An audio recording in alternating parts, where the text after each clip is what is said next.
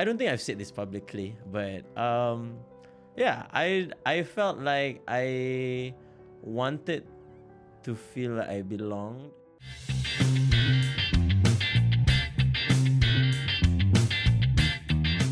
Hello, what's poppin'? This is Asyraf Nasir. You are watching my celebrity podcast.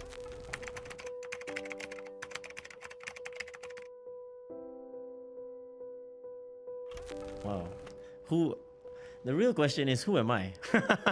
I feel like even to this day, I question who I am as a person and like what I enjoy doing. Not to say that I'm not certain right now, but I do believe that we constantly change. Terus deep kan? Terus masuk deep kan? But that is one of my principles. I am a firm believer that you 5 years ago would not agree to a lot of things you today, or maybe you in future might not agree to the person 5 years from now.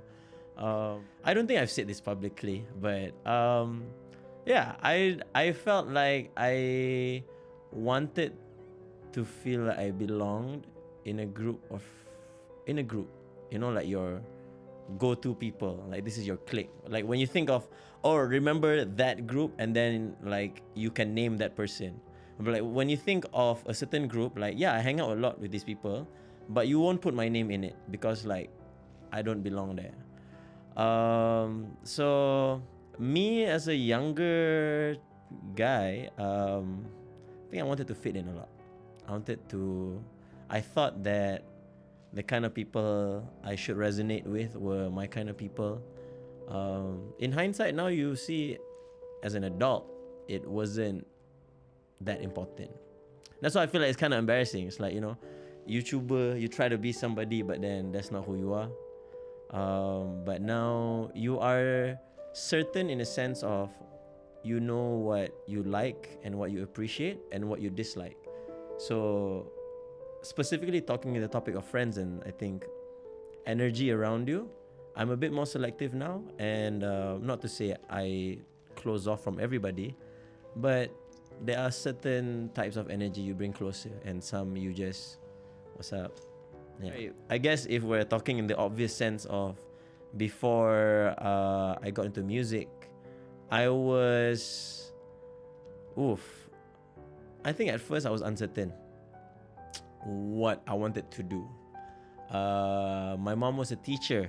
My mom was a headmistress, and so was my grandfather.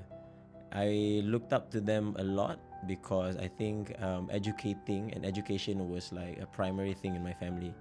And so I thought, you know, I want to be a teacher, and I like the idea of inspiring other people, of like, you know, providing growth to other people. That was something I didn't realize what I actually wanted to do, but later on it just made sense. As we grow older, masuk high school, you go to high school and then you go into uni. I was almost in one pathway to be an engineer. Then I didn't, and then I went into business. I completed my studies, alhamdulillah, in marketing and management. And I think that was where my soul really resonated. That's where I knew where I wanted to go, what I liked and enjoyed. But then, you know, I probably disappointed my Asian parents because I'm in entertainment. I'm in music specifically, and it was a path that I did not expect.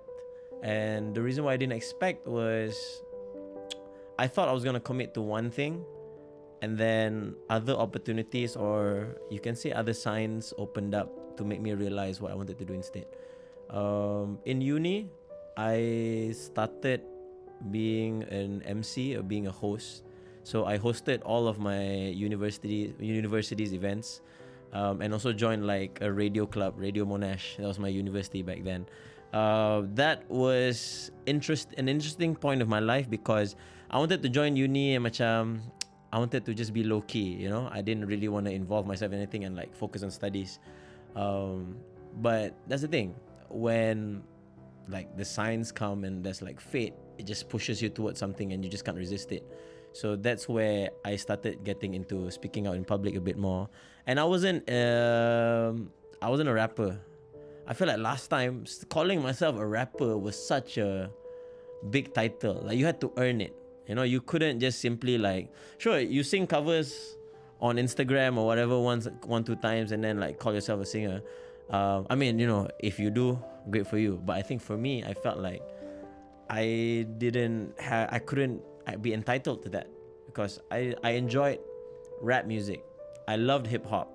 And I was always a fan first. That's why I say to people, like, how did you get into music? I'm always a fan first. I listen to everything. I listen to a lot of local rappers, and they inspired me. Those are all my abangs that I look up to. And then when the era of like social media became more prominent, I just wanted to entertain. And I think this element of entertaining people was how it resonated to me as a kid, where I just wanted to have a power or a superpower to kind of like change someone's viewpoint or life.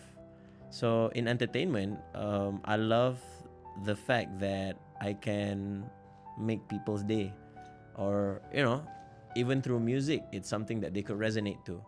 And that translated to me when I started getting into being a songwriter. So I wanted to write things, this for myself lah.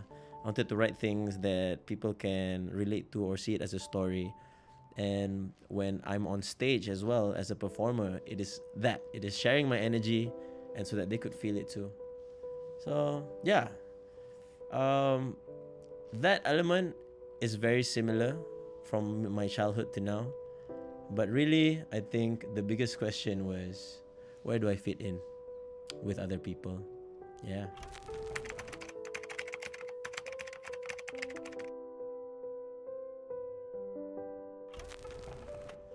Wow. Igniting the passion for music. Okay. If I were to really recall why I got into it in the first place, was a high school friend of mine. Still one of my good friends, Nicholas Bong. We were in the same high school. So his class was just next to mine since we were in Form 1. And then, because we were ketua class, you know, we were the class monitors, and we always have meetings, and then we just clicked lah. And then I shared him a lot about like local music and also local clothing lines, because that was what I was a fan of, right? And then he really liked it, and then we shared a lot of the common interest there. And then fast forward, in high school we did a few things lah. Musically, we wanted to start a band. You know, everybody wanted to start a band. It's not like I was musically inclined at the time, but you know, it was just a dream. So fast forward after high school, and this time I haven't connected in with a lot of people from high school. I was studying out of state in Perak, and then I came back, and I bumped into Nicholas at the Mamak one time, and then he was updating me what he's doing, and he's a videographer. He has his own film production. He has his own production house and everything. At the time, he was just starting. And I remember from school, he was really into video editing, and he showed me one of the latest videos, and he was shooting cars at the time. He was like he's a big car fanatic. And I was like, yo, if you can really shoot like really good videos, there's like this competition. It was like on Instagram for a potato snack. All we had to do was just lip sync and shoot a music video. I'm like, yo, that sounds so cool. I feel like we could try this out, you know. There was cash prize, and you know, young kids just wanted to do something. Long story short, we won. The jingle was actually by Sona One, and that was the first time I met him. I don't think he remembers. Who knows? But that was the first time I met him, and after that competition, I was like really excited. Like this felt nice because creatively, I didn't have an outlet to express it anywhere. And then he said to me, "Yo, I'm still experimenting my film style. I want to shoot people more, and I think I want to try shoot music videos more." So when we were shooting that, as much as you were lip syncing, Asyraf, I felt like I could hear you actually rap. Why don't you try to write a few lines? And at this time, again, I didn't even start writing much at that time. I wasn't sure of it. And then he was like, you just write any simple lines. And this was the era of like on social media, you can only post like 1 minute. Just write 1 minute, as much as you like, and I will shoot all of your music videos for free. And one of like my first 2 music videos, he was the guy who shot it. I still go to him for any of like my side projects, but that was that was the biggest push, Because if not, I would have remained forever a fan. But like I said, the universe works in mysterious ways, and I didn't expect to see this guy at 2 a.m. at a mama that I have not connected for so long, but he is one of the closest people in my life. And wow, moving to this phase of the question, maybe this is why I'm collecting my infinity stones slowly. Yeah.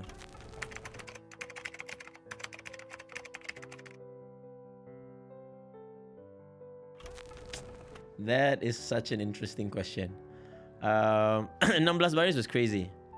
And I love how this story is going because I continued to do short 1 minute, not even short 1 minute raps, not like the one you record depan, in your bedroom, and then no, just straight up music videos, and it was all thematic, with Nicholas.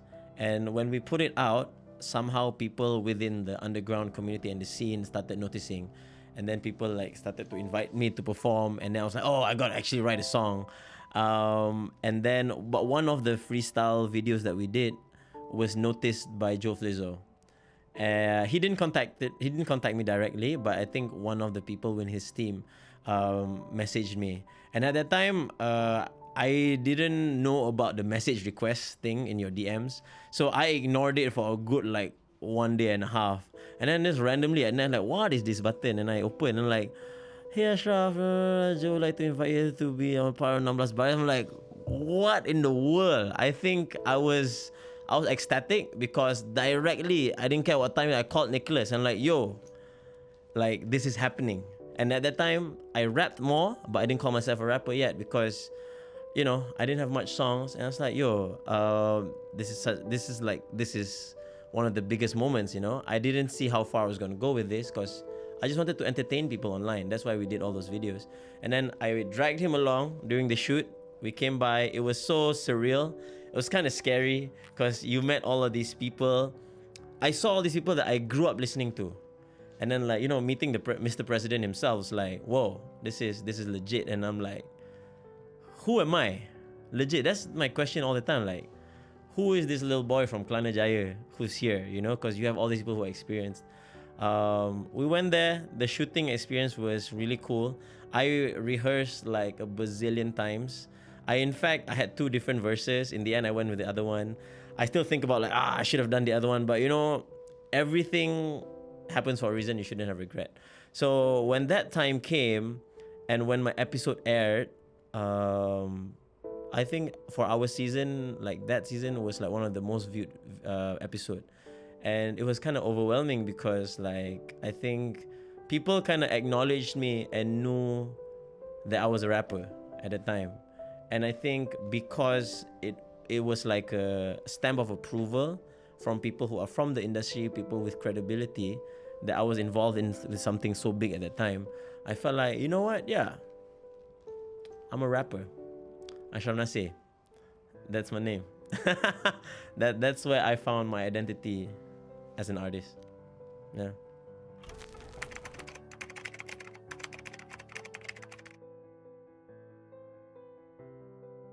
So one of my things that I follow with my own personal branding now is I'm the cleanest rapper in KL. In Malaysia lah. Let's go Malaysia. Let's go bigger. Because I don't curse in my lyrics. I don't smoke and I don't drink. So, yeah, I'm the most commercial guy out there. You can bring me home to your mom and like, this guy good boy. He's a rapper, very ganas, but he's cool. So I started out, and I think when I was on 16 Baris, that was such a big platform, and I needed to set myself apart and like set things straight that I'm not maybe as experienced as you guys, but I feel I have something to bring to the table, and I think it's my own style. That's why I rap fully in English, as much as it's like a platform for also people who did Malay rap. So I was like, put me on a track, make you bop to all my verses. Rapping for the mass, write my lyrics with no curses. Started with a minute, make it clear, it's so explicit. Even got your other girl asking for my digits. Yeah.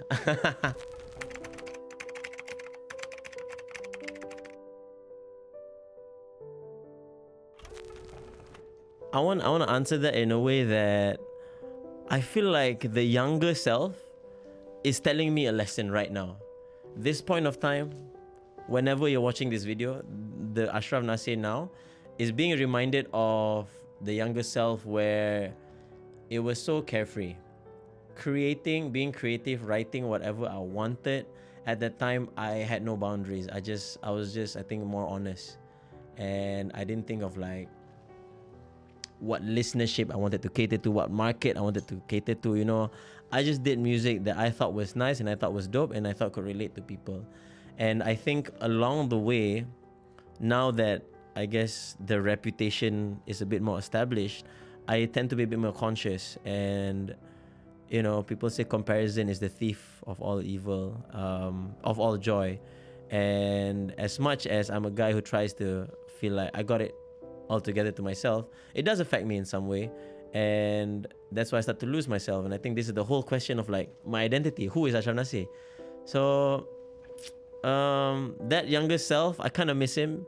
In fact, literally last night, before coming here, I was looking through my old hard disk with like old demos, and there were short demos, and there was so much songs that I wrote, which, wow, we sound so different, a bit more polished, a bit cringy. Everybody has a cringy first song, but the joy in that guy making it is so different today. So I would like to remind myself to enjoy doing this and remind myself why I'm doing this in the first place. Yeah. Thank you for watching. Stay tuned to episode 2 with me, Asyraf Nasir.